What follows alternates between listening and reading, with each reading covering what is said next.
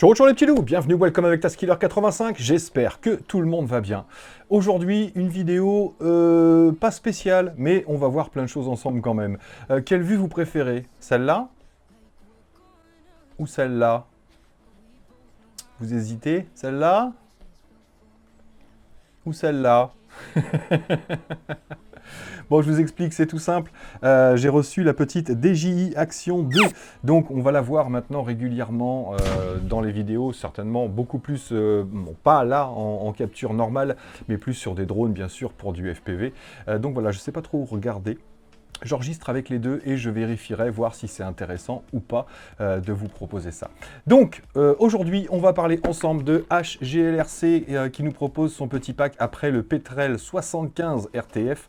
On va voir le Petrel 65 RTF. On rentre dans l'hiver, donc c'est le moment ou jamais de ressortir les petits whoops, bien sûr. Juste avant de commencer, je tiens à préciser que j'ai eu personne qui s'est manifesté pour le concours permanent. Dans la dernière vidéo, j'ai fait le tirage au sort dans l'outro, donc certainement que certains ne l'ont pas vu. Donc, je vais laisser comme ça, je vous ai dit, à chaque fois, je laisse une semaine, une fois que j'ai publié les résultats. Et puis, donc, on va attendre jusqu'à samedi.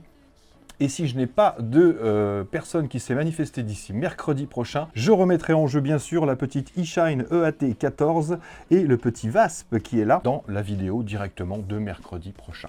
Sinon, samedi, on verra ensemble le petit Flywoo Explorer LR4 HD, c'est le V2 cette fois-ci. Donc on le verra ensemble et ça tombe bien parce que les prix ont bien baissé en cette période de solde. Vous savez, on rentre dans le double 11 de chez Banggood et puis il va y avoir les Black Friday bien sûr, mais là on rentre dans une grosse période de promo. Donc juste, je vous précise une chose, c'est que ça aura lieu du 10 au 12 normalement, voire 10 au 13, j'ai pas encore les dates exactes, mais je les ai mis dans mon tableau de coupons et promos que vous trouverez dans la description de la vidéo, bien sûr, en dessous les liens des produits dont je vous parle, et dans ce tableau de coupons et promos, ils sont en vert fluo, donc tous ceux qui sont en vert, c'est pour la période du 10 au 12. Donc regardez, parce qu'il y a des bonnes petites offres, franchement, il y a des vrais promos. La preuve, par exemple, ce petit LR4 V2, bah écoutez, il était aussi cher il y a quelques temps sur Banggood que dans les magasins français, dans certains shops français. Et là, il a pris une grosse claque au niveau du tarif, donc il est beaucoup moins cher. Et ça, pour beaucoup de produits, il y a énormément de promos sur les voitures, sur les véhicules, que ce soit ZD Racing ou autre. Je vous ai dit, on va voir très bientôt du petit. Il y a une petite WL Toy qu'on va voir ensemble, qui est géniale pour le drift. Ça, c'est dans ma description, dans les prévisions, bien sûr. Et on verra aussi les petites Turbo Racing, les dernières, les Fast and Furious C72, C73. Vous les voyez de loin pour l'instant, mais elles sont à des tarifs vraiment sympas, toutes ces petites voitures et grosses voitures. C'est pareil, l'énorme DBX 07 qui revenait avec un coupon à 538 €. En ce moment, elle revient avec le coupon à 510 €. Le prix a baissé, mais le coupon fonctionne toujours dessus.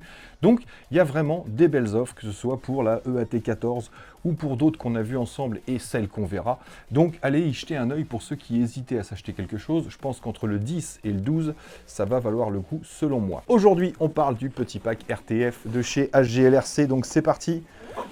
Alors ce petit pack, vous allez trouver le drone seul, le Petrel 65, aux alentours d'une centaine d'euros, et le pack complet RTF, celui que je vous montre là, chez HGLRC, parce qu'il n'est pas encore sur Banggood je crois, on va le trouver aux alentours des 180 € pour le pack complet. Donc c'est plutôt sympa aussi pour ceux qui veulent débuter et s'initier. Donc dans ce pack, déjà une belle petite mallette, comme vous l'avez vu, avec la petite poignée qui va bien. On aura la radiocommande, la T8, la Radiomaster T8 Lite. On aura le VR009, le petit masque qui était dans le pack du 75 RTF.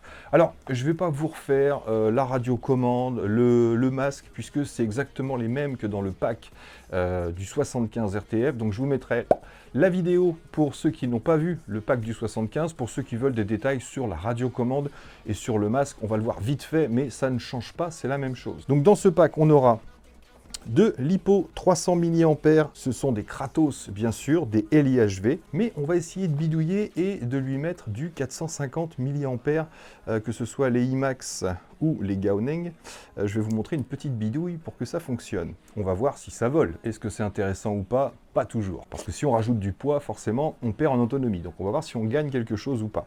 Le petit Petrel 65, donc c'est le même que le 75, mais en 65 bien sûr. Je vous en parle tout de suite. Je vais essayer de tout sortir d'un coup d'un seul, et rater. Et en 2 fois, c'est pas mal. Ah mince, en 3 fois, il en reste un.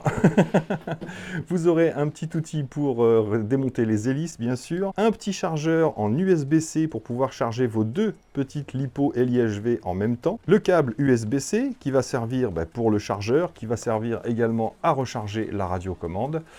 Par contre, pour le masque, c'est un USB micro. Vous avez également le micro USB pour charger le masque, bien sûr. Le petit câble audio-vidéo pour sortir sur un écran, 2 petites antennes à placer sur le masque, le petit tournevis pour mettre dans la boîte à outils, vous le savez. On aura également un petit renvoi ici à l'équerre parce que l'USB est en dessous le drone, donc pour pouvoir le mettre à plat et calibrer son engin, vous allez avoir besoin de ce petit retour. Vous pouvez brancher directement, vous avez accès, mais ça permet de le poser à plat pour calibrer tout simplement sur Betaflight. 4 petites hélices supplémentaires, ce sont des 31 mm Gemfan bien sûr en 3 pales.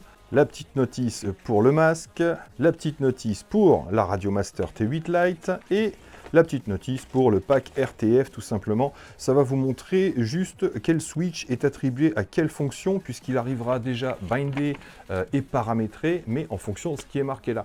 Moi je l'ai branché sur Betaflight juste pour mettre les modes de vol que j'ai l'habitude.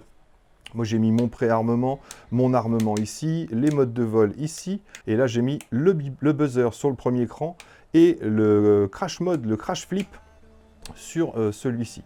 Mais à ça après, vous pouvez rester d'origine ou le mettre sur Betaflight pour y mettre simplement vos préférences. Bien sûr, le petit iFlySafe, la petite plaquette d'autocollant de stickers Aeolus, HGLRC, etc. et Zeus, le sens des hélices, important, et la petite notice sur la carte de vol. Donc je vais vous en parler tout de suite. La carte de vol, c'est pas la même qu'il y avait sur le 75. Ici, c'est la Zeus AIO FR. Et la différence qu'il y a entre celle du 75 qui était la Zeus AIO tout simplement, c'est que dans celle-ci, vous avez un récepteur SPI FR Sky d'intégrer, D8 ou D16, et vous avez un baromètre également.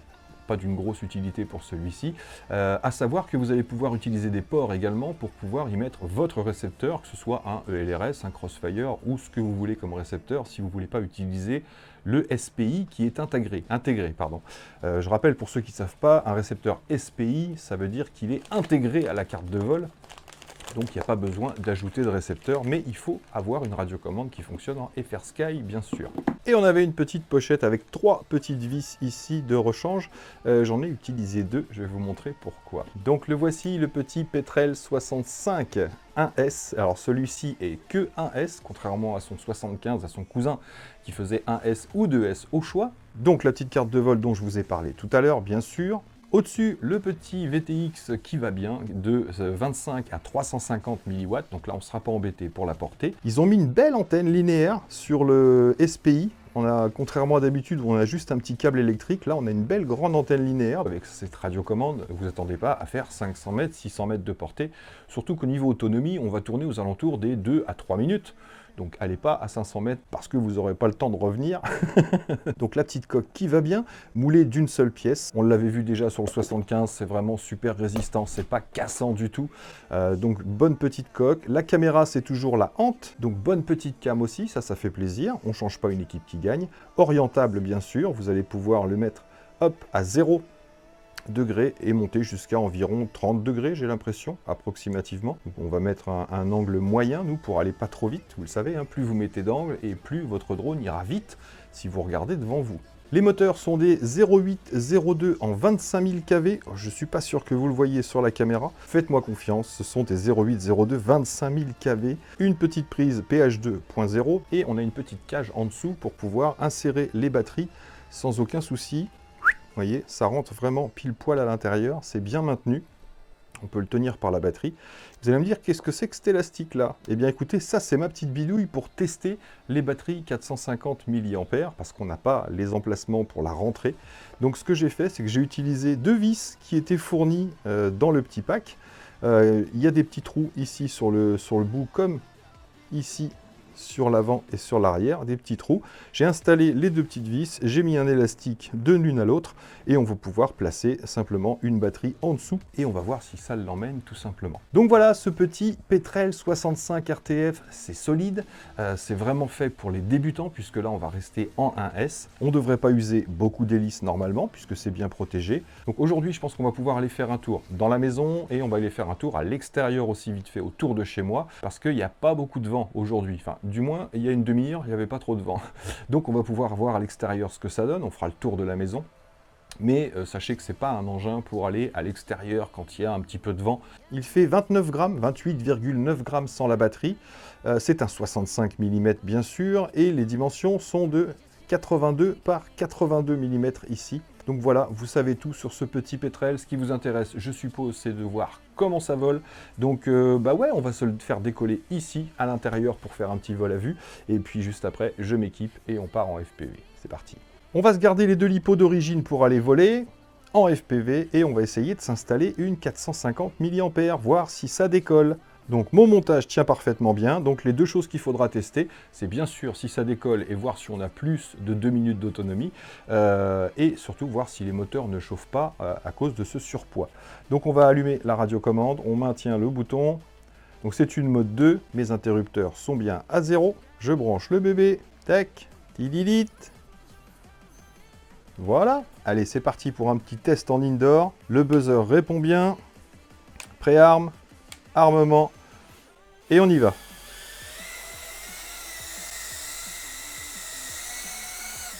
Ah bah écoutez, il a l'air d'emmener la 450 mAh en tout cas.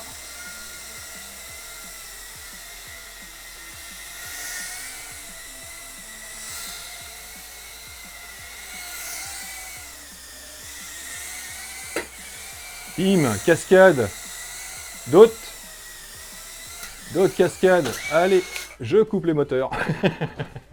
Donc là, les moteurs n'ont pas l'air de chauffer. On va se tester le crash flip. À mon avis, il n'y a pas de souci, vu la hauteur où il se tient à cause de la coque. Donc je passe en mode crash flip, armement, et je mets une direction. Ah, vous voyez, là, ça ne fonctionne pas. Vers l'avant, non, vers l'arrière. Ah, sur l'arrière, ça fonctionne. Et si on est sur le côté comme ça... Ah, si. Ah, pas facile, hein, pas évident.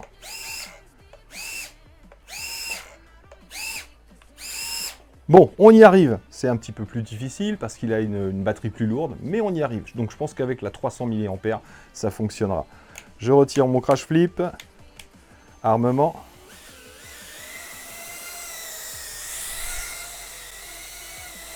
Et c'est reparti. Donc ouais, ça marche. Pas trop bruyant. Pas bruyant du tout, même j'ai envie de dire. On va aller voir la DJI Action 2. Salute! Ouais, le maintien d'altitude se fait plutôt bien. Bon, bah écoutez, on va s'équiper en FPV, puis c'est parti. Test de punch dans 3, 2, 1. Tac. Pas fait vraiment pour les figures, vous le savez. Donc je m'équipe en FPV et on va voir ce que ça donne. C'est parti. Donc bienvenue à bord, on va rester en mode angle. Hop, on va aller dans les features et on va se mettre en 100 mW. Tac. Je sélectionne Yes.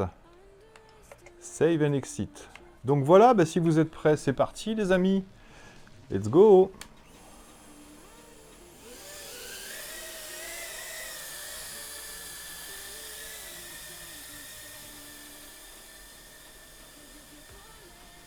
Alors j'ai bien réglé mon VBAT.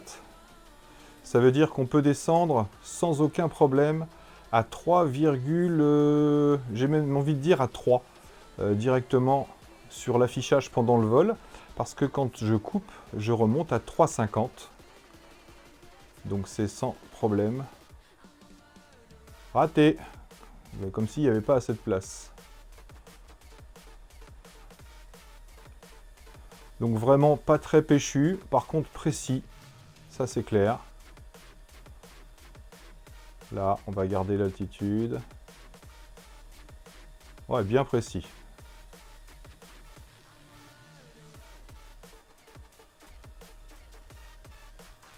Ok, on va rester à basse altitude.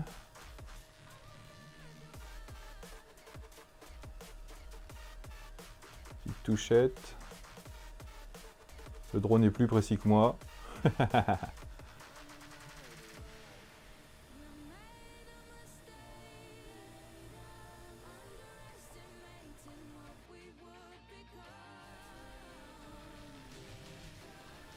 Allez, on va pousser un petit peu.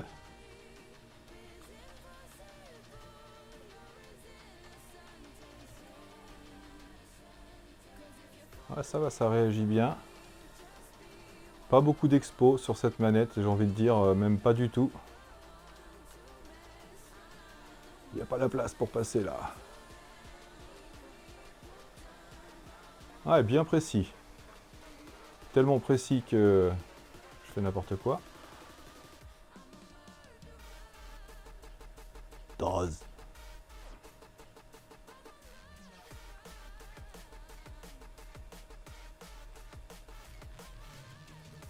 Donc pas mal hein, pour s'entraîner à la maison. Pour les longues périodes d'hiver.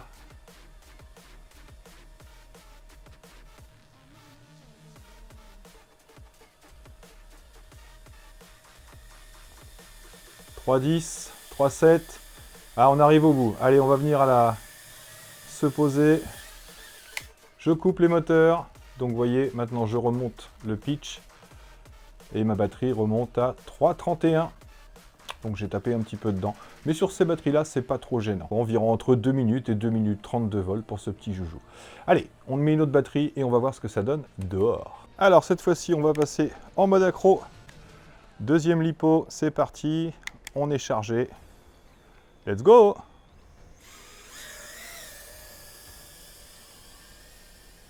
Donc j'ai une toute petite brise, vraiment pas grand-chose, mais je le sens hein, tout de suite.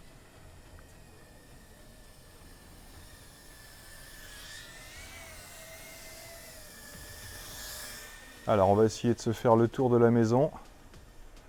Voir déjà si on perd pas le signal de la radio. Bam! Signal perdu. Ça c'est les joies du SPI.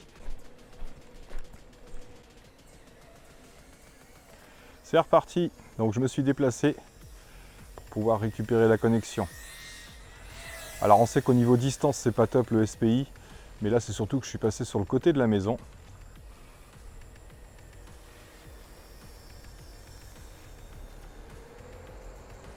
Oh! Un caillon. Caillon pas propre. Ah, ça réagit plutôt pas mal.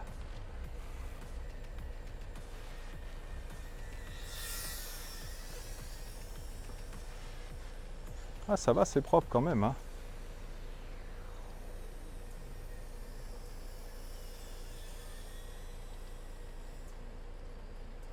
J'attends un petit colis Amazon, c'est peut-être ça. Donc, vous voyez, on a quand même une portée correcte hein, pour s'amuser avec un Tiny Whoop, sachant que la plupart du temps, on sera à la maison.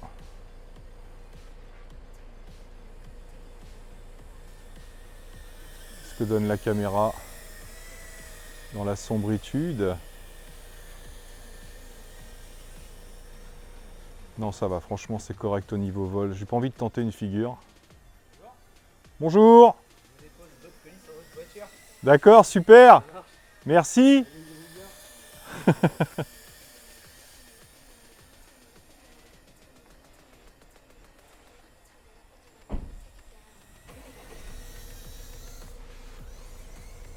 Ah, j'ai tenté une figure, mais j'ai pas remis les gaz assez vite.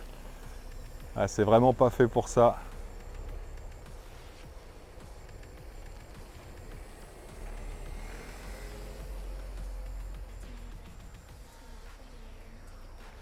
De se demander ce que je fais. Amusez-vous bien, qui m'a dit.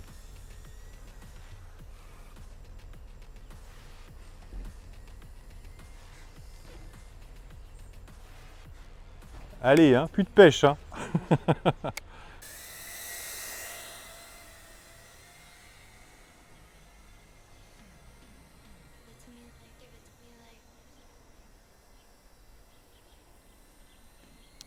Donc je fais un test avec la 450 mAh, mais non.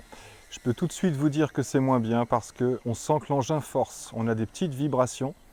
Le taux est descendu, bon même, elles sont un peu plus usées hein, que celles que je viens de recevoir. Le taux de batterie est descendu un petit peu et je perçois des petites vibrations que je n'avais pas avec les autres batteries. Donc je ne pense pas qu'on augmente l'autonomie. Pas du tout même. Même si ça vole. Qu'on n'a pas grand chose à gagner. Tac! Et vous voyez, pourtant le taux de batterie remonte énormément sur celle-là. Mais je vous dis, voilà, c'était pas le meilleur vol. Je préfère les petites batteries. Donc voilà les amis, en ce qui concerne ce petit Petrel 65 RTF, vous savez tout maintenant. Donc oui, oubliez la bidouille des vis et de l'élastique, c'est pas la peine parce que les 450 mAh sont pas plus intéressantes que les 300 de bonne qualité et récentes surtout. Donc environ 2 minutes à 2 minutes 30 de vol, que ce soit en intérieur ou en extérieur. Donc vous savez que vous pouvez, si votre VBAT est bien réglé bien sûr, vous pouvez descendre jusqu'à aller 3,10 à peu près, posez-vous à 3,10, comme ça il vous restera 3,50 une fois que vous aurez coupé les moteurs. Donc voilà, j'ai pas grand chose de plus à vous dire sur ce petit engin. Faites-vous, vous, votre propre avis, bien sûr. En tout cas, il fonctionne. Je n'ai pas eu de soucis avec, que ce soit avec la radiocommande, le masque. Je vous dis encore une fois, ceux qui veulent voir le VR009, vous allez dans la vidéo du Petrel 75 et vous aurez mon avis sur ce masque. C'est un tout petit masque, hein, on ne met pas les lunettes dedans, ça prend vraiment les yeux. C'est plus fait pour les enfants ou vraiment pour débuter, pour s'initier, pour se rendre compte de ce que ça donne le FPV. Mais rien de nouveau à ce niveau-là. Voilà, la nouveauté, c'est qu'il est en 65 mm 1S.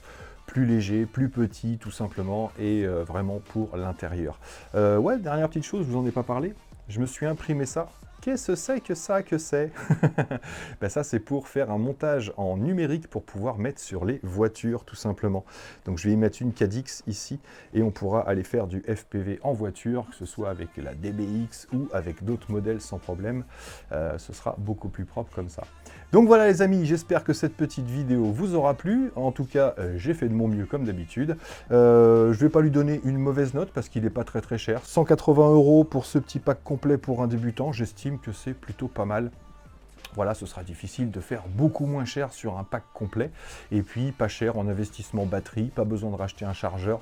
Vous avez tout sous la main, donc c'est plutôt pas mal pour les débutants. Voilà, et ça reste du HGLRC, donc on est quand même sur du matos plutôt correct. Donc voilà les amis, merci à tous d'avoir suivi. Merci encore à vous d'être là. Alors, préférez celle-là ou préférez celle-là? Allez, portez-vous bien, prenez soin de vous et des autres, et à très bientôt dans mes vidéos. Ciao, ciao!